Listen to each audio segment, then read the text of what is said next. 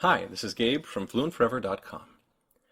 At this point, we've gone through all the sounds of German. If you're using one of my pronunciation trainers, it's going to take you through all of these sounds, train your ears to hear them more accurately, and then teach you the spellings that produce them. Then it will push all that data into your long-term memory. And if you're not, that's fine too. I made these videos to give you a passing familiarity with all the sounds of German, so that when you study them in depth later, they're going to feel more familiar, and that'll make them easier to learn. In either case, I want to go over three peculiarities of German that will make the spelling system a little more sensible. We'll begin with word stress. German, just like English, stresses certain syllables more than others. In English, for instance, there's a pretty big difference between incense and incense. In any multisyllabic words, stress is a pretty key element. We say element, for instance, not element or element, and German does the same thing. And you'll see this in IPA with a little quotation mark looking thing which shows up right before a stressed syllable. So this word is übersetzen, and the one on the right is übersetzen. Occasionally you'll see the same little quotation mark thingy, but on the bottom. Here, for instance, we have the German word for signpost, Wegweiser. The first syllable is accented, but the second one also has a mark. So what's going on here? In this case, German likes to assemble words out of smaller words. It turns them into kind of word elements. This word, for instance, is constructed out of Weg and Weiser. And when you stick these two word elements together, they hold on to their original stress patterns. Weg is still Weg, and Weiser is still Weiser. But one word, its stress will stick out over all the others. In this case, Weg wins the stress game, turning the word into Wegweiser. This can actually get ridiculous. Mark Twain famously said that some German words are so long they have perspective.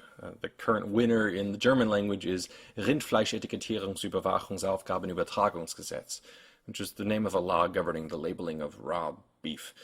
Generally, you won't need to deal with words this ridiculous, but you will need to deal with smaller compound words. Words like Wegweiser and Waschmaschine, words that have one main stress, say wasch, and one or more secondary stresses, like the E sound in Maschine. So that's that for stress. Next up, let's talk a little bit about voiced and unvoiced consonants. The concept of voicing is about whether your vocal cords are doing anything when you say a consonant. So if you were to compare s and z with your finger or your hand on your throat, you can feel buzzing in your vocal cords on z and nothing on s. Z is referred to as a voiced consonant, and s is unvoiced. I mention this here because when a voiced consonant, like d, z, b, v, and g, shows up at the end of a German word, when it is final in that word, it turns into an unvoiced consonant, t, s, p, f, and k. So a German will pronounce this word, for instance, as Hand, with a t sound at the end. This applies also to consonant clusters. So if you have two consonants at the end of a word, like in montags, then all of those consonants, both of those consonants in this case, become unvoiced. So it's montags with a x at the end, a ks. This is a thing you get used to pretty quickly in German, but there is a tricky part, and that's when you deal with compound words. German words basically never change how they sound, even when they're just word elements jammed into the middle of a compound. We've actually already encountered this in Wegweiser. It's not Wegweiser with a G, it's Wegweiser with a K sound in the middle. Weg.